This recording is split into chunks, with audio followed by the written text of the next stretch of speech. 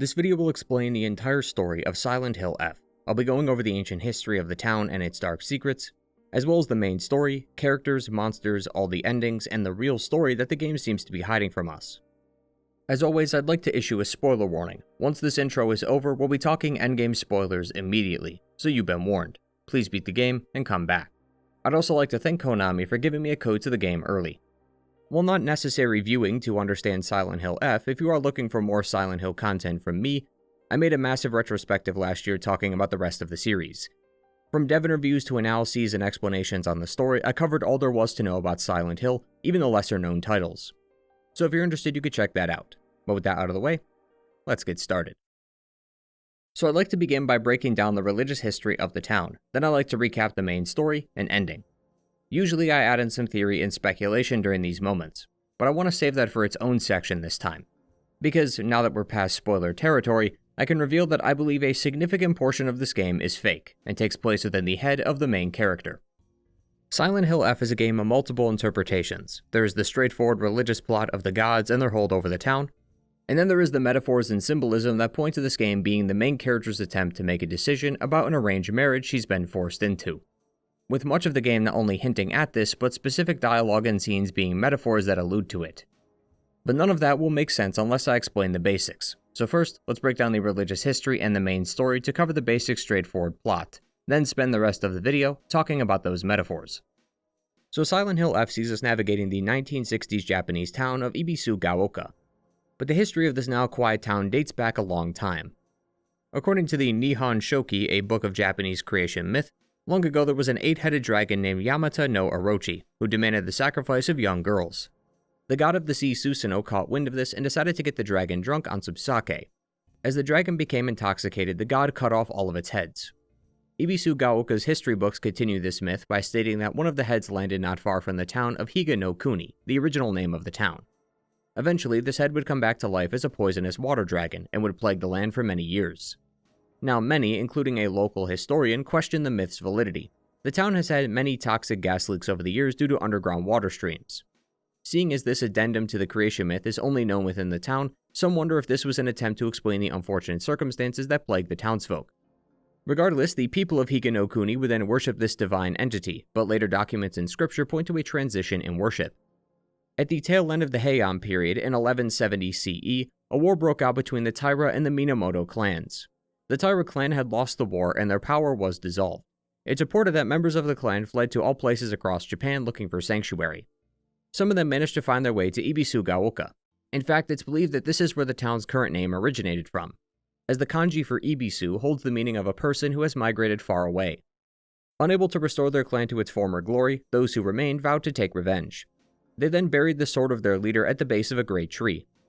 According to legend, one day in the middle of the Kamakura period, so likely around mid to late 1200s, a monk donning multiple masks measuring over 3 meters, or almost 10 feet tall, would visit the town. The monk brought the people to the great cedar tree. He told the townsfolk, quote, "You who fear the water dragon's wrath, quake no more, for the beast grows weak and prepares for slumber. It is none other than this great tree that has sapped the evil from it. Devote yourself to the great tree, and it shall keep the beast subdued until the end of time." The townsfolk then abandoned the water dragon faith and converted to the divine tree faith, but even this faith would evolve with time. The town in the modern day lives on the outskirts. Only one bridge connects it to the main city.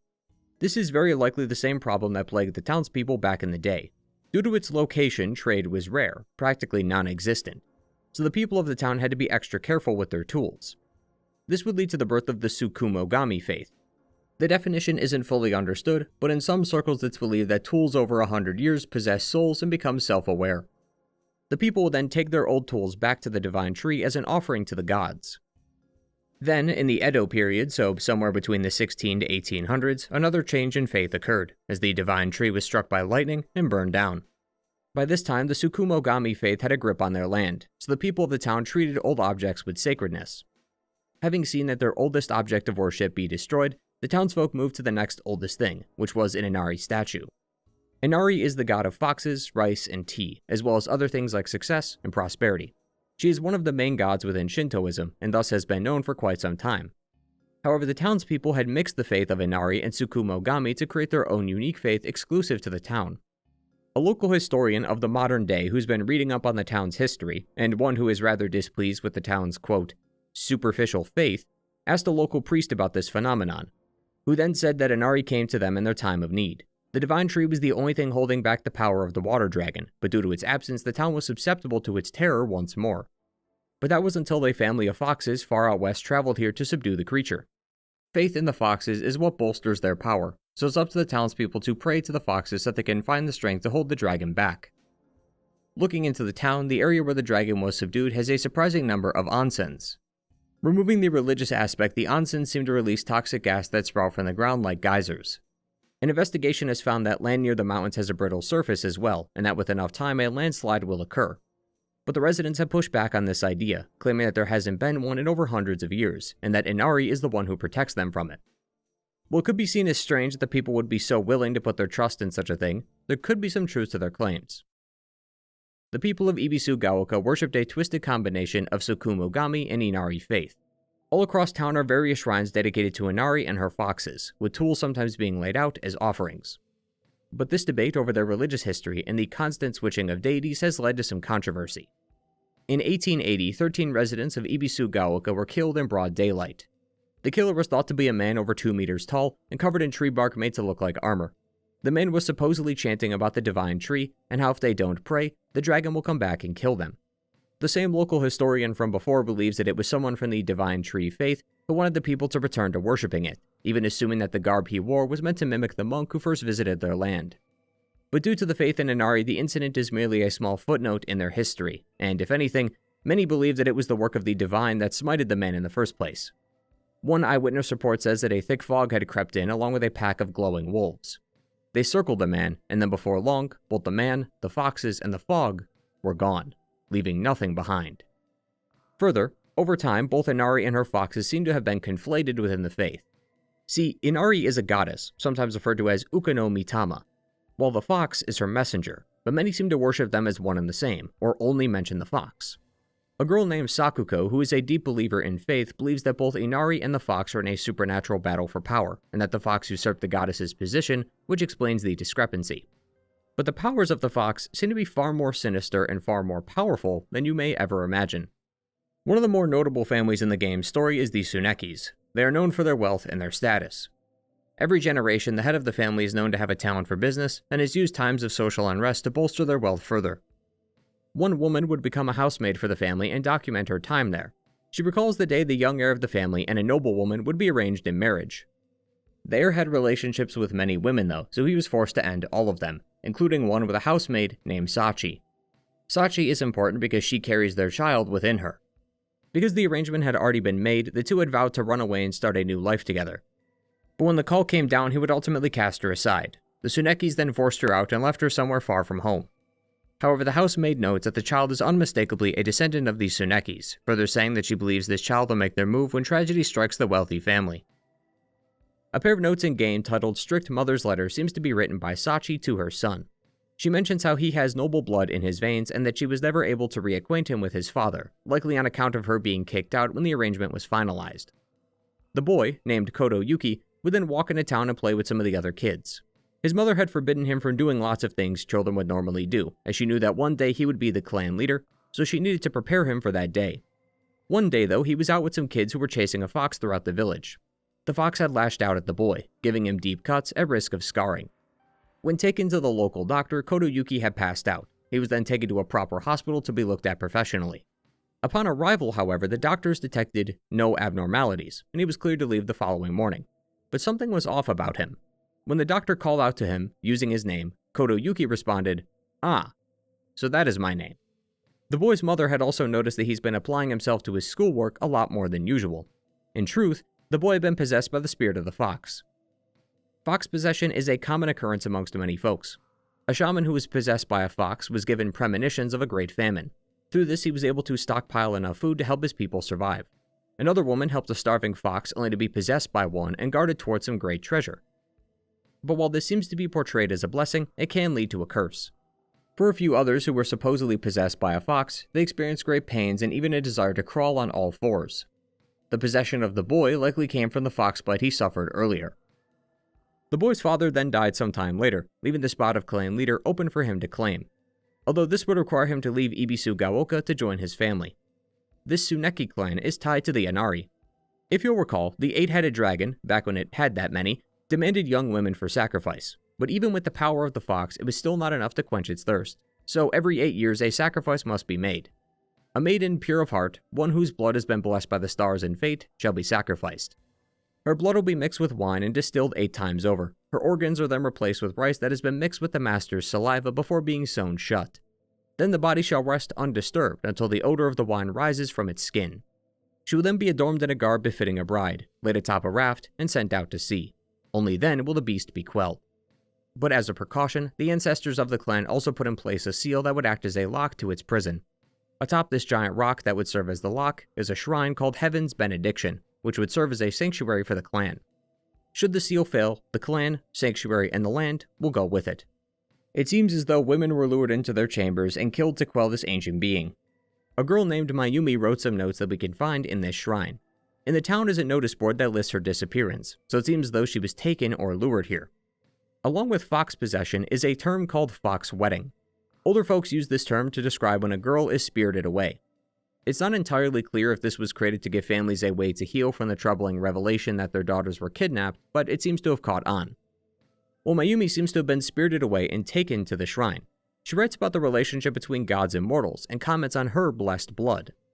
She then goes on to ponder who the next person will be, saying that she will do her best to make sure they transition well into their new life. However, we never hear from her again, and given her explicit mention of the blessed blood, it's fair to assume the worst. It's also possible that Sakuko may have been next, or was at least being scouted by the clan. A note in-game mentions the Igarshi family, which is Sakuko's, commenting on how they are the last descendants, although it's unclear whether they meant the last descendants of the clan or those of blessed blood. Inari also made sure that they ruled with fear. The man who has been documenting much of the town's history did so with a purpose. He did this to expose the corruption underneath. His father called out the town for using faith as a way to embezzle taxes from the locals. Shortly after, he died in an accident, with many claiming it was a divine punishment. He would then later become an atheist, hoping to show the people through research their twisted and manipulative faith. But he writes this journal we find of his because he slowly started dying. At the beginning of the month, he lost his appetite. Eating any food at all results in him vomiting. Within all that vomit was the larva of a locust. The day before he wrote these notes, he woke up to a sudden coughing fit, only to cough out a grasshopper and a cricket. He can barely move at this point in the journal, not only surrounded by bugs, but also the constant noise of them inside his body. He could feel them move around in his skull, even planting their eggs to grow more. But even in this final moment, he refuses to believe that this was divine punishment for questioning the gods. However, his circumstance is not unique.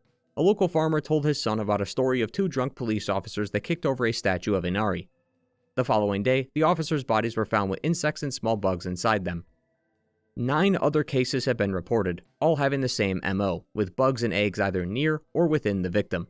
One of whom even claimed to bear a grudge against Inari. Police who handled these bodies were also reportedly disposing of them without so much as a second glance being granted to them, possibly in fear of angering the gods who punished these people. So it's clear that something is going on, and yet somehow, it gets worse. Something stirred within Kotoyuki.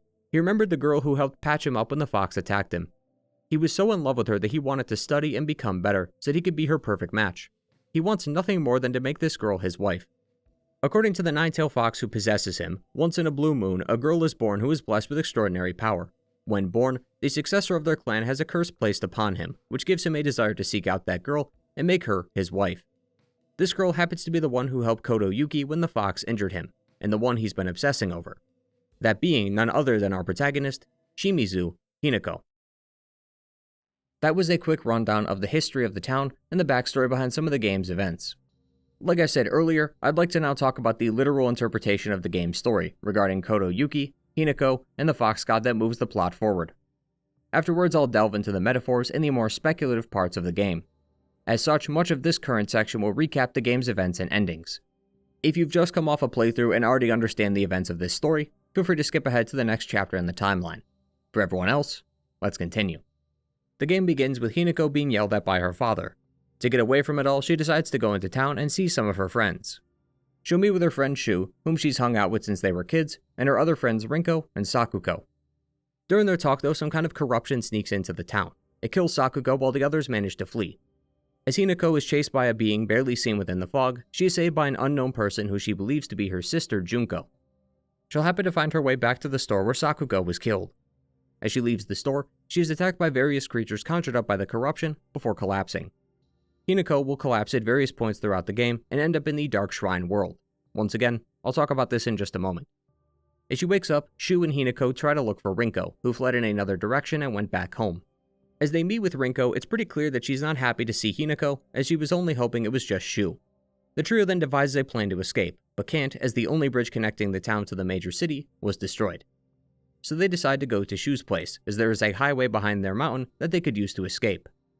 Rinko and Hinako then go downstairs to get some bandages for the road ahead, but Rinko pushes Hinako down the stairs. As Shu walks in to see what happens, Rinko simply calls her a klutz for falling. Hinako seems well aware of what happened, although she refuses to speak up about it. The three then maneuver their way through the streets while making their way to the middle school, as that is the next path they need to take. As they walk around the school, they find that the gate is locked, which forces Hinako to find a key. Once she does, they offer to keep guard while she rests. After her nap, she finds that both of them have disappeared.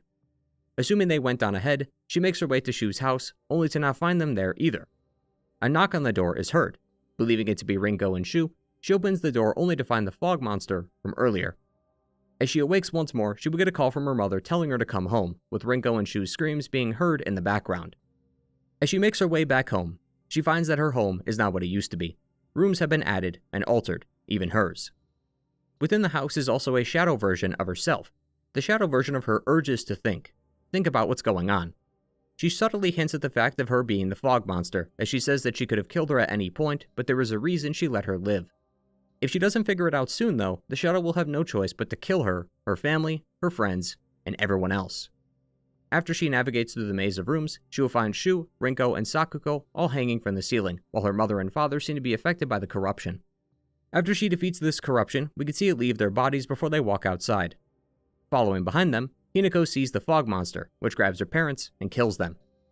While this is all happening, during the moments where Hinako is either knocked out, sleeping, or passing out, she's being transported to another dimension, called the Dark Shrine world. Evidence in-game points to this being Silent Hill F's take on the Otherworld. The Otherworld was a different plane of existence, so to speak, that was layered on top of the real world and the fog world. It was noted that the Otherworld was different for each person. Angela at the end of Silent Hill 2 was seen on a burning staircase. She claimed that it was always like this, whereas for James, this was the first time he was seeing it, implying that they were each seeing different things. Silent Hill F seems to be following the same formula. One note describes this place as hell, while the other a paradise, with flowers and lakes. Hinako's seems to not match either description, thus this represents her own specific otherworld, or Dark Shrine as the journal calls it. Initially, she is lost, having no clue where she has ended up, but she'll later make the acquaintance of a guy simply known as Fox Mask. Fox Mask acts like a regular old Prince Charming, caring for and helping Hinako when she needs it. While walking with him, Hinako is told about a ritual that she must undergo. We can see that she seems to be in a delusion, as she doesn't actually see Fox Mask, yet is still obeying him.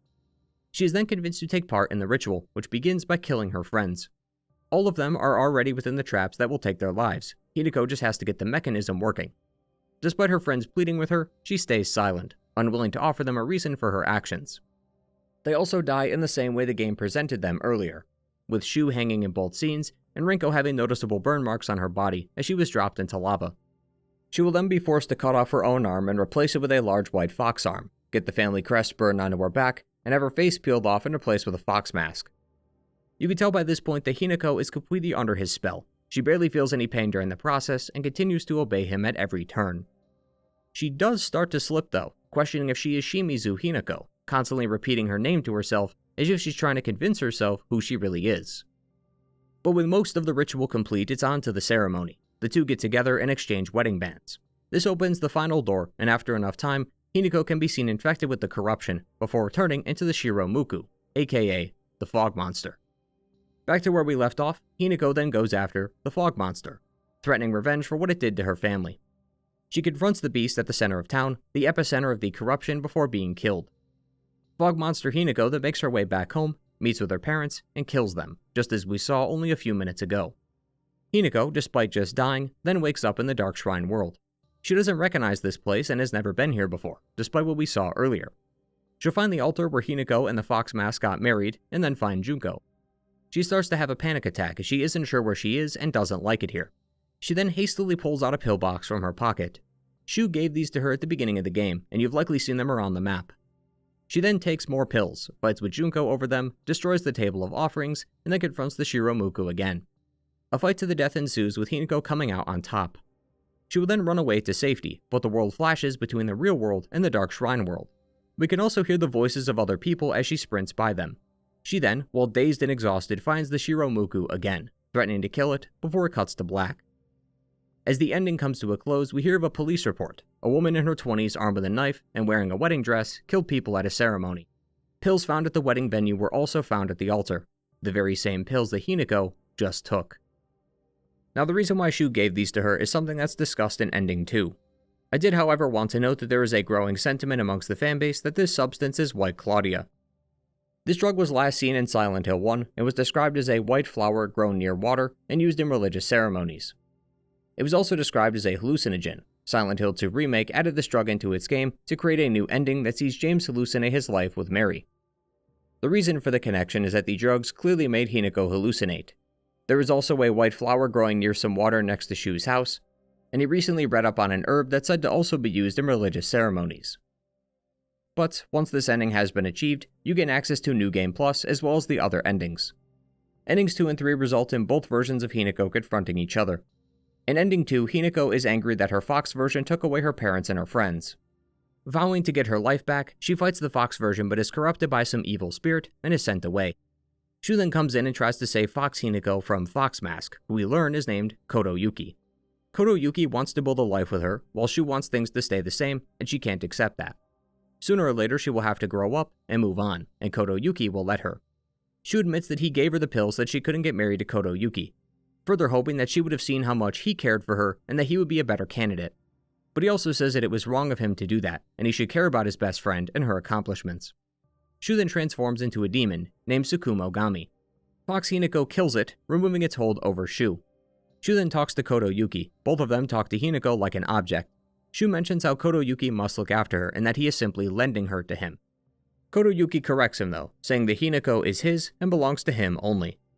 Ultimately though, the boys do agree that they are the only ones who truly understand her and become friends in the end.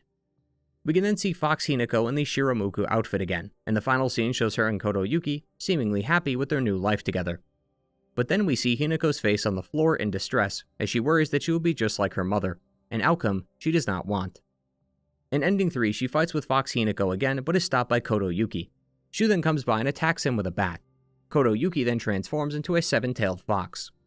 Throughout the fight, Koto Yuki goes back to his human form. He tells her that he's done everything to make sure her life is the best, and yet even after all that, she still rejects him.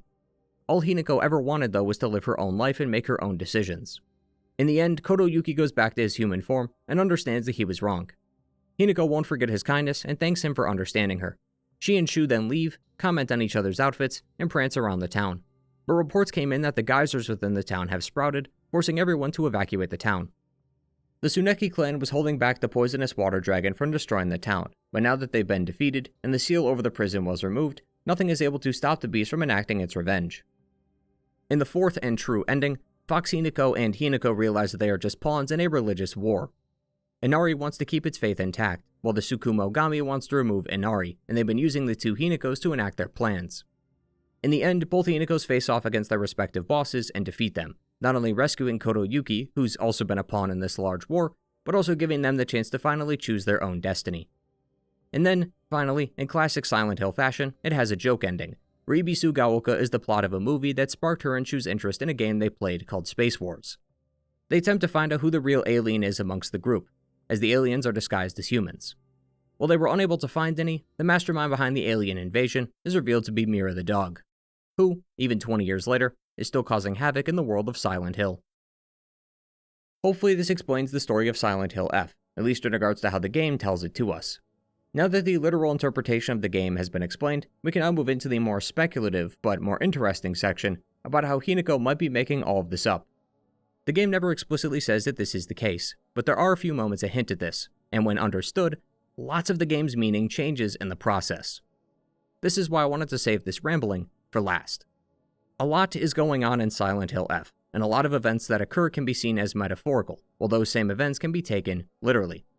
For Hinako specifically, I once again believe this story takes place entirely within her own head, as she attempts to grapple with her arranged marriage, and the endings are what happened during the real ceremony. In ending 1, the police report says that the suspect is in her 20s, despite Hinako wearing a high school uniform. And in ending 3, the two playfully joke about their outfits. Hinako says that Shu looks pretty weird in a tie, while Shu says that she looks pretty weird in that. But Shu isn't wearing a tie, and Hinako's outfit is a common school uniform, something she's worn throughout the whole game. Her outfit also goes back to normal at the end too, despite no indication that it was swapped out for a new one. Shu might actually be wearing a suit and tie, while Hinako could be wearing the Shiromuku dress, as that was traditionally worn during a wedding. The talks with Junko then, where she mentions Hinako running out of time, is in reference to her wedding day. Hinako and Fox Hinako are two sides of the same Hinako, the one who wants to marry Koto Yuki and the other who doesn't. That's why endings 2 and 3 are basically what happens if one side wins. If the Fox version wins, she gets married, and that's the side of her that wanted Koto Yuki's hand in marriage. Ending 3 was won by the side that didn't want that, which explains why she escapes with Shu. And these boss fights are really just arguments and discussions. That's why neither Shu nor Koto Yuki dies, they just come to an understanding. Hinako's conversations with Shu also seem to suggest that the two are reminiscing and talking about her dilemma. Shu continually says how he will always respect her decision, no matter what, meaning that her choice to get married or not is her own, and that he will be okay with whatever she chooses. Hinako also mentions that both she and Shu are thinking of the past despite all that's going on. This one has a bit of a double meaning, as it's both a reference to the monsters and literal destruction of the town, but one can also interpret this as them thinking back on their childhood the day of her wedding. That's why I believe the real Hinako is much older, and on her wedding day is thinking back to her life as a teen, while trying to come up with a decision as to what to do about this marriage with Koto Yuki. As for why she is thinking of a younger self, well, most of this game talks about her spreading her wings like a bird. There is a near constant mention to it everywhere in-game, from puzzle pieces to in-game dialogue. Hinako hasn't grown up yet. She's running away from her problems, something that directly contributes to the first ending. This is a coming-of-age story, and one of reflection, so she's thinking back on her life in a rather vivid way to decide what to do, to marry Koto Yuki or not. And so, now that we have the basic story structure laid out, let me try to explain why I think this. Silent Hill F's main character is Shimizu Hinako. Her family consists of her father, mother, and older sister. Hinako's relationship with her family is complicated. Her father is a drunk who spends his days drinking and yelling at his family, while her mother only seeks to calm him down. She rarely ever talks back to him and accepts any punishments that come her way. This has caused her to have a rather jaded view of her family. But through it all, she still loves her sister Junko. They used to play together all the time when they were kids. However, ever since she got married, she hasn't seen her much. Marriage is not only a core part of this game, but it's a core part of Hinako's current feelings. Silent Hill F takes place during the 1960s. Marriage back then was not what it's like now. The Showa era of Japan seems to be defined by arranged marriages. This was often done for social or economic reasons, and Hinako is being married off to pay for her father's debts. Her father used to be a happy man. He had dreams of owning a restaurant with a friend of his, but that friend ran off with his money, leaving him broken in debt. Hinako's mom also seems to have been diagnosed with cancer, which would require her father to take out more loans and thus have more debt to pay for. Judging by the description of the note, it seems though Hinako also never knew about this. Hinako was then set to marry Koto Yuki, but life has taught her to fear marriage, as she sees the way it affects those of her family and how men often treat women. Her father is an awful father and husband. He treats the whole family terribly. He expects Hinako to respect him, but never gives it back, and if she doesn't respect him, then he gets angry. He expects his wife to cook and clean despite being fully capable, and then complains when it's not up to his standards. He then tries to pin all of his problems on everyone else, and then drinks all day and scolds his family, even throwing a knife at Hinako during an argument. It's also rather telling that the male enemies in this game are either these disgusting large blobs of mass, or lecherous skinny beings who pounce on her and lick her face, while the women are all designed with accentuated figures. Like previous Silent Hill games, the enemies are based off the feelings and beliefs held by the protagonist, and Hinako's journal helps explain things. She described the aforementioned monsters having greedy eyes, greasy palms, and hates the fact that it's not only chummy with her, but that it never bothers attacking other men. The kashimashi, as the website calls them, is covered in wounds and stitches, contorted in various positions. The variant of it we find in the Dark Shrine world even has swords for legs, to which she says, quote, "Did someone sever both its legs and replace them so that it could not go anywhere? Or was this creature brought into existence so that it could end up like this?" Their doll-like limbs also seem to convey the puppet-like existence that they may have. Within both worlds is also this large creature made to look pregnant. Its grotesque design is clearly meant to portray her view of childbirth. She considers this monster a vile show of life, preferring to die rather than turn into something like this. Even her parents get specific mention in her journal. Her father looks exactly like one of those larger enemies within the game, conveying that she may see all the men the same. Her mother, on the other hand, has her own design. The red flowers on her body could signify markings of abuse. Other evidence throughout the game corroborates these feelings. There is a fashion magazine that says a woman is only complete when she's loved. Near a farm, you can find a note from a wife addressed to her parents asking for forgiveness. She no longer recognizes her husband, mentioning how he gets drunk and violent these days, while also mentioning a potentially selfish act. Judging from the loud bang and the fact that one of the female enemies appears, I believe that she either killed her husband or took her own life. Near Shu's house is a small shed that serves as someone's sanctuary. The writer of the note demands that there be more women here, and when you enter, various kashimashi bodies are found on the floor, with a conveniently placed male enemy right outside. Some notes talk about claiming Hinako and how they belong to her. There is a painting of her in the Dark Shrine world. This one also removes her face along with the other women next to her. Hinako views adults, marriage, her parents, and the relationship between men and women a lot differently than most. She believes women are just objects for men, things who are treated no differently than animals. The monsters are meant to showcase either the literal wounds these women had from their husbands, or how some feel tied down by marriage, unable to escape their lives because they were born as women. She recalls the time that she saw Junko at the hospital about to give birth. All Junko could do was throw up and groan. Her hands were rough and chapped, and her face had aged decades overnight. She was a totally different person. To Hinako, this is what happens to women. They all end up like Junko or her mother, both suffering in different but many ways. This is why she could never see eye to eye with her sister. Junko is a woman who cares about the results, whereas Hinako cares about choice. In terms of marriage and happiness, Junko only seeks happiness as a result, regardless of how that comes. Whereas Hinako would rather struggle and make wrong choices in life as long as she gets to say that they're hers, not choices made for her. She has a rather forward-thinking and progressive mindset when it comes to the concepts of autonomy and gender roles, which is, unfortunately for her, a rare stance to take in this era. Most accept the status quo, which she completely disagrees with. But all of this conflict about marriage, about how the women in her life are treated, and how the men she's seen act around women, it's all led to her questioning her own arranged marriage with Koto Yuki. Throughout the game, Hinako has been chased and apprehended by the Shiromuku. Its mere existence and the constant corruption that spreads throughout the town are likely meant to represent how much time she has left before she has to make a decision. Besides the red flesh, there is a significant amount of spider lilies, which often represent death and rebirth. This decision, no matter which one is chosen, is going to have a major impact on Hinako's life.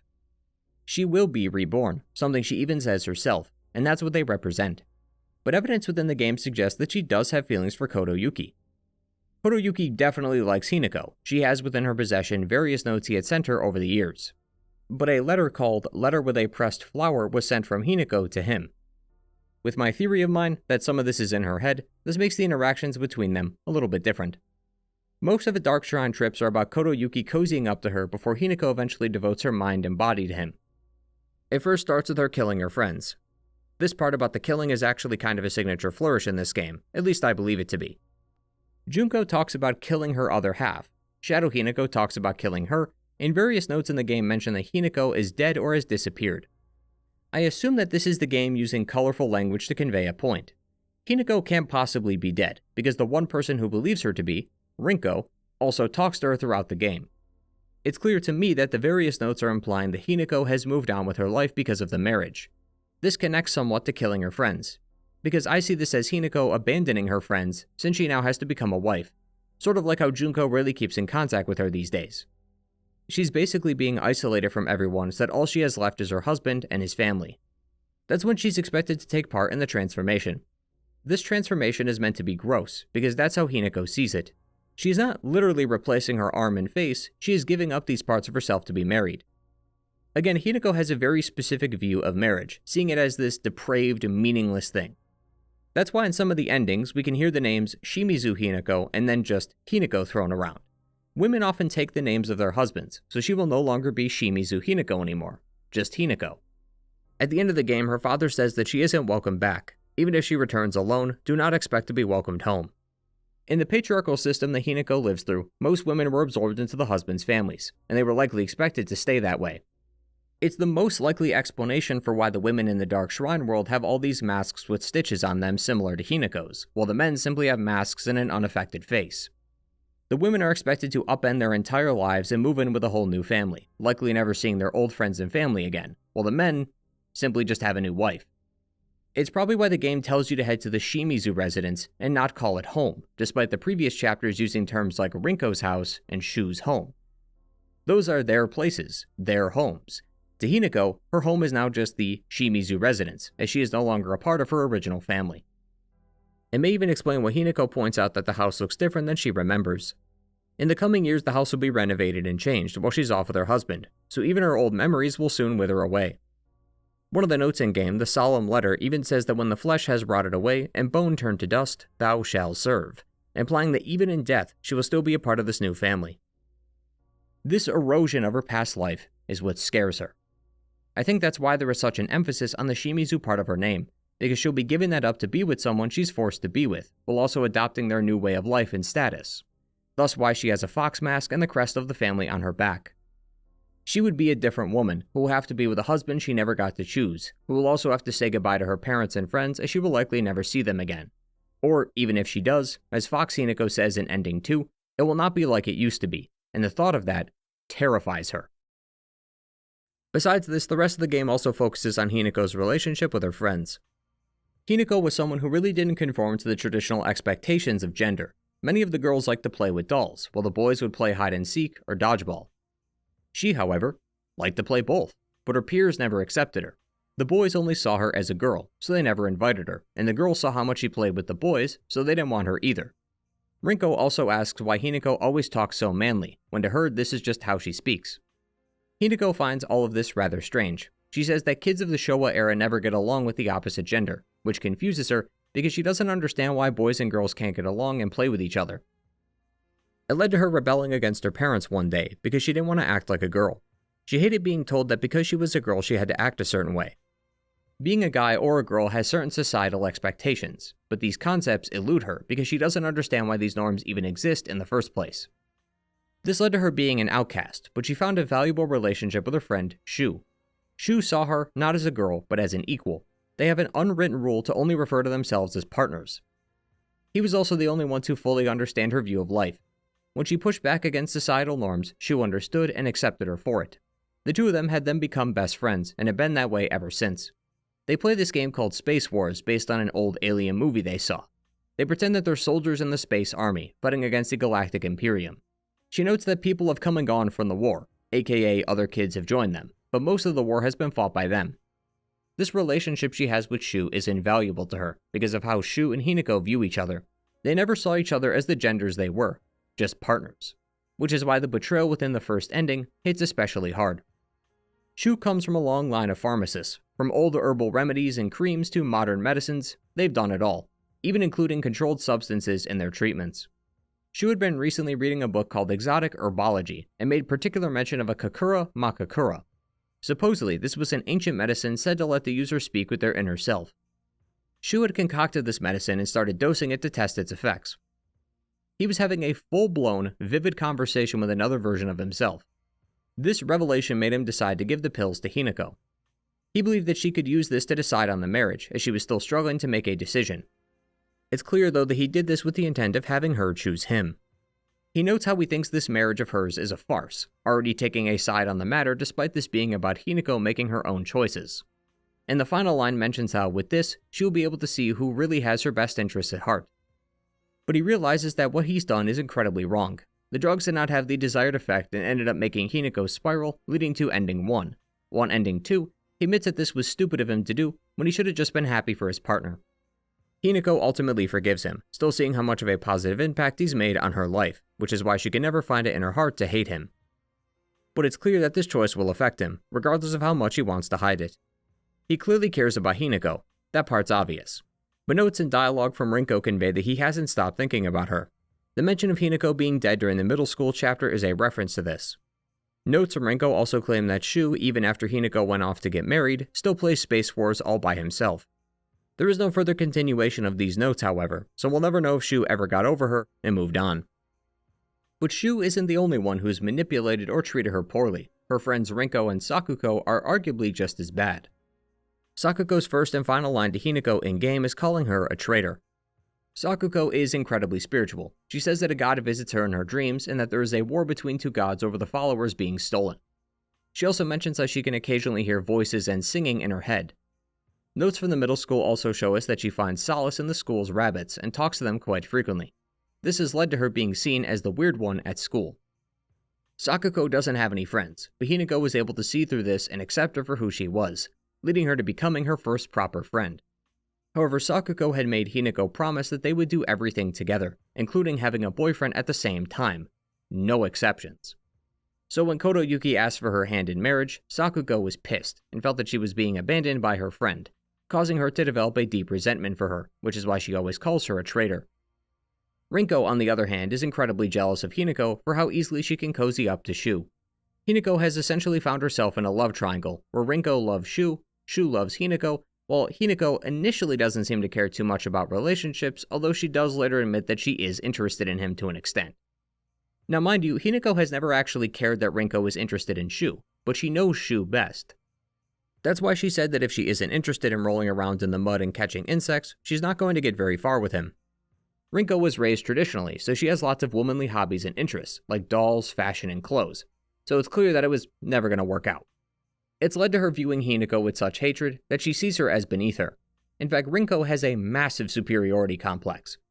She sees practically everyone as beneath her, that she's only being nice to them out of the kindness of her heart because they're so pathetic that they wouldn't be able to operate without her. This superiority complex is meant to mask her insecurities because she is incredibly jealous of Hinako. Despite being told numerous times, she always asks if both her and Shu are together. Even after all this time, she is still unconvinced and has started spreading rumors about her at school. The girl's attitudes are further elaborated on in some notes we find in-game. Sakuko talks about killing Hinako or cutting off her arms and legs. A few notes are from the girls asking the gods to kill her or take her away. One note of Sakuko's, though, seems to imply that an evil spirit had took over her when writing a diary entry. So this could be a literal evil spirit that is possessing the girls and making them out to be monsters to Hinako. This could very well even be the purpose behind the monster versions of them in the Dark Shrine world. Sakuko's monster is of a Miko, or Shrine Maiden, reflecting her admiration for the spiritual. She has a move where she uses a light when within the darkness, which you can put out if you attack her, a reference to her fear of the dark. Rinko's monster is of a priest consumed by the fires of jealousy, who has puppets that she commands, in the same way that Rinko was jealous of Hinako's relationship with Shu, and how she always saw herself as above everyone else, thus treated those lower than her like puppets. There are a lot of ways to look at these fights. We could take the aforementioned interpretation and assume that the Dark Shrine world manifested some evil entity to kill Hinako. But you could also view it as a more bizarre showing of their final conversation. Sakuko mentions how she knows that Hinako doesn't want to be here, also urging her to stay with her, while Rinko and her hurtle insults at each other. The two are finally being honest about their feelings of the other, something Hinako mentions at the end of the fight, and Rinko mentions in a note found in-game. One could also say that these complex emotions, from the boss fights to the notes, symbolize the various emotions and often the intrusive thoughts people have. The reason I believe these to be intrusive is that they are not only next to notes that are more heartfelt and genuine, but by the end, both girls apologize. Silent Hill F is structured rather differently from the other Silent Hill games. I'll discuss this in the ending section a bit more, but not every ending is available to you right away. Certain endings can only be unlocked on specific New Game Plus cycles. As such, the narrative is almost progressing throughout the playthroughs. Both girls' final entries in their journals are reflections on their actions and how they feel horrible for how they treated her. These can only be found on New Game Plus Plus, after 2 or more endings have been completed. The earlier playthrough showed us how much they hated her, but as we continue progressing into the game, we gained more insight into not just the main story, but the characters within it as well. That's why I think these entries were specifically placed this deep into the story. Sakuko recognizes that calling Hinako a traitor was a title born from jealousy. She saw Hinako as so much better than her and didn't want to be left behind. So when the call came down about the marriage, she felt that Hinako was moving on without her. But these are the acts of a child, and she understands that now, that everyone goes at their own pace, and that just because she's not as far ahead in life as she wants to, doesn't mean she's failing. While Rinko realizes that instead of making a better friend, she made an enemy. Rinko likes Shu, but she never thought to ask Hinako about him. She was so jealous of their relationship together that she never realized that Hinako could have helped her learn what Shu likes so that she could impress him. We often think back on our lives and what we've done, especially those times when we made mistakes. The girls had likely done so when they left school and realized how poorly they treated her despite being considered her friends. but it seems as though Hinako, as kind as she is, understood and forgave them, for they appeared during her wedding in Ending 1, although I shudder to think what happened because of that. And speaking of which, it's about time we talk about those endings. As mentioned earlier, Hinako is in conflict with the other side of her. It's the two sides of herself who are going back and forth in her head, trying to get their point across. Should she go along with the marriage or not? The endings, then, represent the decision she ultimately makes. Ending 1 is basically the nuclear option, where Hinako goes crazy thanks to the pills, and so, coupled with the inability to make a decision, she panics and starts killing everyone. She clearly didn't want this life, but saw no way out thanks to society's expectations and standards. It's assumed then that she may have also killed her friends and family as well. Hinako also has a diary where she says that she wants to kill her family with her bare hands, just like the Shiromuku version of her did, and Shadow Hinako in her room says that she would do exactly this. Speaking on that, the point of no return starts the moment you enter the Shimizu household. By then you would have already had your ending locked in. So the game adds new puzzle solutions specific to these endings, regardless of puzzle difficulty. Each one acts as a metaphor and foreshadowing of the ending soon to come. The puzzle to get to the altar in Ending 1 says that the blackbird takes the whitebird, while the whitebird attempts to resist, all while the fox is unaware of the conflict, meaning Hinako's two halves are struggling to decide what to do, while Kotoyuki has no idea that his bride-to-be is even struggling. The same goes for the conversation with her shadow. One of the first things her shadow says is, quote, "It's weird not to have a grasp of yourself, to not understand your own feelings." Unlike the future endings, which are based on our decisions, Ending 1 must be done first. The game's lack of options in this first playthrough is symbolic of Hinako's unwillingness to come up with her own choice. Her own shadow tells her that she must fight to the death with her, that both sides of her mind must fight and decide. One must lose, one must win. That's what we see in Endings 2 and 3, where one side of her comes out on top. And why in Ending 4, the solution comes from laying down their arms and not fighting. But in Ending 1, no one technically wins, because Hinako keeps running away. She doesn't want to make a decision, so Shu used his drugs to help her come to one, to talk with herself, just like he was able to. He had hoped that this would make her see him as better than Kotoyuki, but it caused her to spiral and attack everyone. It's without a doubt an ending that takes place in a fictionalized setting. Hinako is not running through the streets of Ebisugaoka. She is at a shrine waiting to be wed and currently fleeing the scene after what she just did. It's very much a Silent Hill 3, they look like monsters to you moment, except it's actually true. Now, that doesn't necessarily mean that throughout the whole game, Hinako has been killing real people, but I do believe that in this moment right here at the end, I think the fictional world that we've been playing in is masking the real world and what's really going on. Every ending after this forbids the player from using the pills.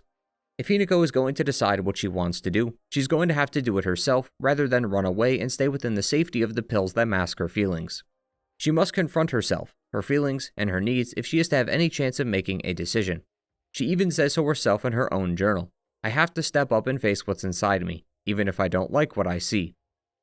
In Ending 2, Junko says that Shimizu Hinako no longer exists, once again implying that the younger her is gone and that it's just Hinako now. Further saying that the longer she exists, the more Hinako suffers, aka the more doubts that exist, the worse it gets, and this version does not want to get married, and thus creates more conflict within her. This Hinako sees Fox Hinako as the enemy, the one who took her parents and friends away.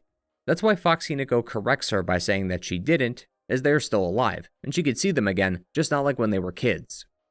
Like Junko, Hinako will be a part of a new family, and her old life as a child will be gone.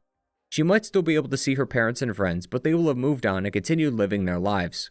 It won't be like it's back in middle school anymore. What ends the conflict is an item picked up for this ending, the Agura no Hote Sama. It said that the potion can rid evil spirits, but if the user harbors guilt within them, it will also take them with it. Taken literally, this is another continued mention of the game's mythology and religions. Metaphorically, I could see it as her ridding herself of her previous doubts, her other self, as she ultimately decides to marry Kotoyuki, but it's Shu who would be the one to object to it. But even he is sensing an internal struggle within himself, because he knows that he should be happy for his friend for getting married. So Hinako decides to talk it out with him. Even though he wanted to stop things, she could never hate him. They've been friends since they were kids, and he was the only one willing to accept her for who she was.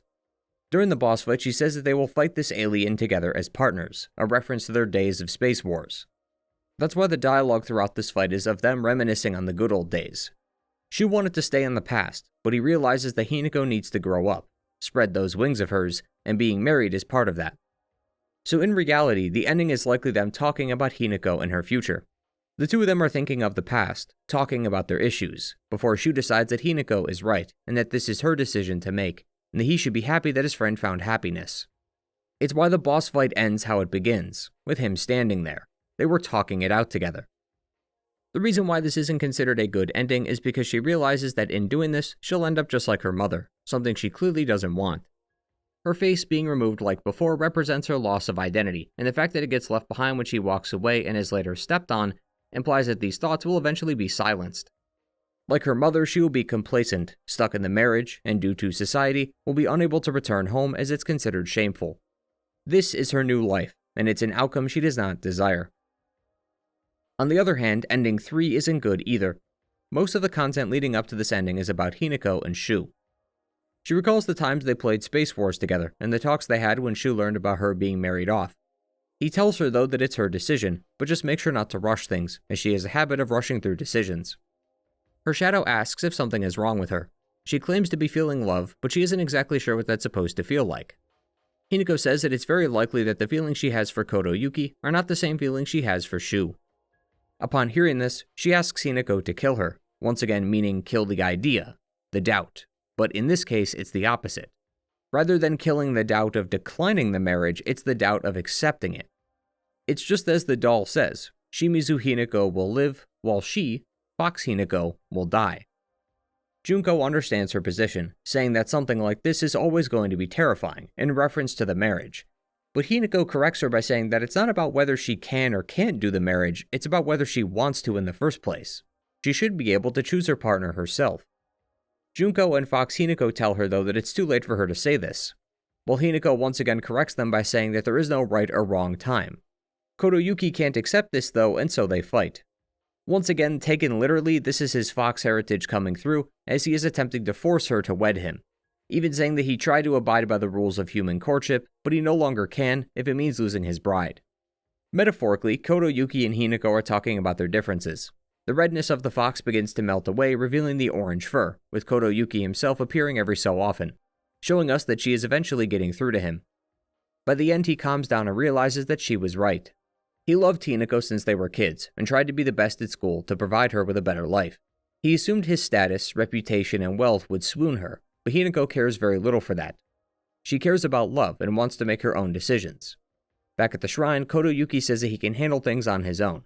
Again, literally this means confronting the fox that possessed him to tell him that he failed. Looking at it from another perspective, I think it's his grandfather who would be upset that Koto Yuki let himself get stood up at the wedding, leaving him without a wife despite being the leader of the Tsuneki clan. He would likely be shamed for this, but he knows that this is right, and that Hinako's happiness is more important, even if that means he's no longer a part of it. But this too is not a good ending. This is certainly one of the happier endings within the game. I do not consider it to be the best one though, as the final ending is the only one without some negative consequence or twist reveal. It's better than the others because she got to speak her true feelings and leave the wedding. But it doesn't comment on Shu and his pills, and most importantly, I don't believe it lets her grow up. One of the reasons she goes with Koto Yuki in ending 2 is because he would be able to give her a future. Being with Shu is like staying in the past. The two of them would likely just go back to playing Space Wars again. But Hinako needs to grow up. She needs to spread those wings of hers, and I do not believe that staying with Shu is the right answer for that. The geysers though, I think, other than the literal interpretation, represent her mind. In ending 4, the town is described as quiet, which I take it to mean that her mind is at peace and full of clarity. This would then mean that she is basically running away from the town, running away from her future, thus it is destroyed, as she will likely continue to stay the same without room for growth. At least that's how I saw it, although I admit I'm not fully confident in that interpretation myself. But it's through these endings that the path of clarity can be revealed. In completing the true ending, Hinako realizes that she doesn't need to fight with herself. Back at her house, she talks to her mom and dad. You'll recall that she has a very jaded view of her family because of her childhood, but these talks change that a bit. She thought that her mom just took her father's punishments and never stood up for herself, but that's not true. There was actually an argument that they had where her father apologized. Hinako's dad believed that a father should strike fear into his children, as he was the head of the house, and thus made the rules. But he knows that this was wrong, so he apologizes. He made Hinako fear men, and fear what they do to women, which is why her father reassures her that Shu and Koto Yuki are great guys who care for her, a sentiment reinforced by the second ending. But ultimately, it's her choice whether to get married or not, and to whom. Hinako hated her parents, hated her mom for being weak and putting up with her husband's abuse, and her father for being abusive and treating them all terribly, but both apologized for causing harm or worrying her. She finally got the closure she needed, and she no longer sees her parents as these hateful creatures. That's why during the boss fight against them, she tells the corruption to stop ruining her view of them, as she knows who they truly are now, whereas in the other endings, this was never said. Further, a talk with Junko reaffirms her stance that what she values most in life is choice. She may make the wrong decisions, but she would rather make a bad choice herself than a correct one made by someone else. It's rather telling that a unique collectible in this location is a blank canvas for an art project. The first stroke has yet to be made, but the possibilities are endless. It's up to her to decide what to paint, same as she decides what to do with her life. That's why when the two Hinakos confront each other one more time, they agree to stop fighting. Both of them don't understand why they have to fight, why one has to win while the other has to lose. This is when we get the lore drop of both Hinakos being pawns in a fight between two gods. This part, about the gods, Inari killing people who disrespect his shrines, it's certainly the strangest part of the game for sure, and part of the reason I was even questioning if any of these metaphors were even real. But then right after this fight, Tsukumogami is never seen again, and the nine-tailed fox is described as drunk. Kotoyuki says that he hasn't had this much to drink since his last wedding, so he's a bit rowdy. A pretty odd thing to say about a god that can possess you, right? This leads me to believe that this is one of Kotoyuki's family members upset at the outcome of the marriage. Tsukumogami is also possessed by the doll this time and not Shu. I haven't exactly talked about the doll in this video yet. It's appeared at almost every turn, guiding Hinako throughout the game. It is vehemently against Kotoyuki, and will even appear in the fog world to help the other Hinako. The journal notes that the Tsukumogami is designed to be a statue of Ashura. Ashura is of Buddhist mythology. If anyone with more knowledge on the subject can fill in the blanks, that'd be great. But to my understanding, the face of Ashura represents complex human emotions. So, maybe this fight, as dumb as this is going to come off as, is actually a fight between Hinako and society. That the fox may represent her future life as someone else's wife, or just society's expectations for women in this era, while the doll represents her childlike innocence, which she must move on from because she is meant to spread her wings and make her own decisions. It could also be an attempt to show her moving on and growing as a person by herself. In order to get this ending, she must remove the brooch and purify the sacred sword. When you finish all the Jizo shrines, it almost seems like a godlike entity talks through her in order to get her to the sword. Both Tsukumogami and Inari are likely watching over her through these items, so by relinquishing them, she shows that she no longer needs their assistance and can handle this herself. It's clear that she thinks about the world differently than most. She has blurred the lines of gender and what girls and boys are meant to do, and in a society that often accepts its roles that have been laid out, Hinako is choosing to make her own, one that defines her and her alone. That's why she's so particular about choices, and why she should get to choose even if it's the wrong choice. Because that agency and autonomy are valuable to her, but she lives in a world not defined by that yet. She even gets Kotoyuki to understand his side of it too.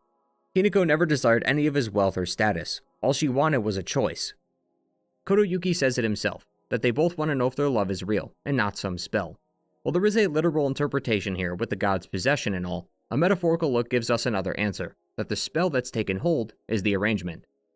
The two of them believe there to be a spark, but is it real love, or is it just the arrangement getting in the way? That's why the two leave with the intent of coming back to answer that question. Kotoyuki never got the childhood he wanted, so he's living out his inner childhood fantasies, allowing himself to be a kid again. While Hinako will choose how to lead her own life, and think about Kotoyuki and whether that spark was real. Both of them will decide of their own volition to tie the knot, but if it wasn't meant to be, at least they got to come to that conclusion on their own and made the choice themselves. This could explain why there is no secret twist at the end like the previous endings, and why Ebisugaoka is quiet. The corruption is gone, and her mind, while previously noisy and full of doubt and worry, for the first time is quiet and clear. This order of the endings, just like the notes, also makes me wonder if the narrative was designed this way on purpose. Ending 1 is the only ending able to be achieved on your first run-through. Endings 2 and 3 are accessible after the first is complete, and ending 4 is unlocked after 2 or more endings are complete. Notice how the endings themselves seem to be building up to their own conclusion. Ending 1 is the basic option, that left her unable to question herself. When talking with her shadow, she sounds confused, as anyone would in this situation. She has no idea what's going on, no idea who this shadow is or what it wants. In the same way that the player has just been going through the motions. We're just as clueless as she is. That's why it urges her to think, think about what's really going on, the fact that she has a wedding to attend to, and that soon she'll be married off. Neither the player nor Hinako knows that, so both are left confused. Later, once the ending is revealed and we have time to digest it and look at the facts, such as the true identity of the Shiromuku, we can see things with a bit more clarity. New Game Plus gives us that time to think things over, look at the narrative from a different perspective. Hinako similarly has more time to think about what she wants to do, but it ultimately ends in a either-or decision. Ending 4, though, after 2 full playthroughs, gives the player and Hinako the clarity they need, as they've had more time to think. Hell, one could say that the endings themselves were able to convince her of her true desires.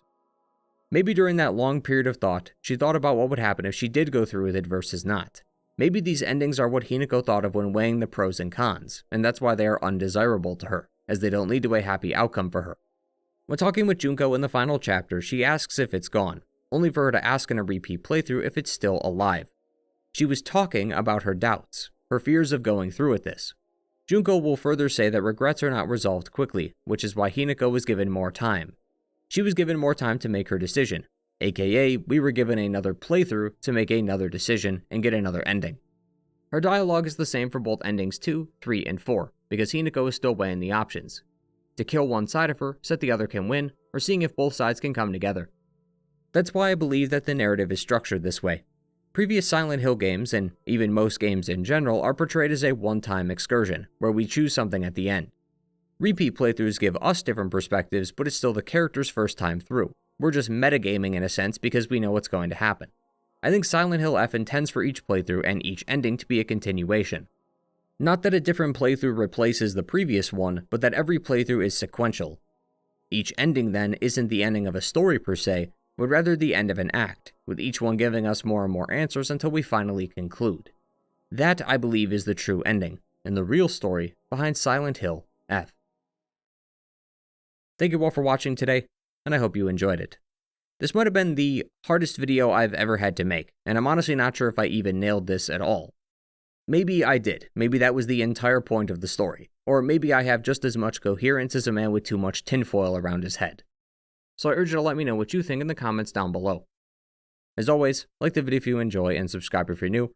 Check out my other Silent Hill video if you'd like more Silent Hill content from me. Thank you to my returning viewers for coming back to another video, and to the patrons who continue to support the work I do. Take care, everyone. Goodbye.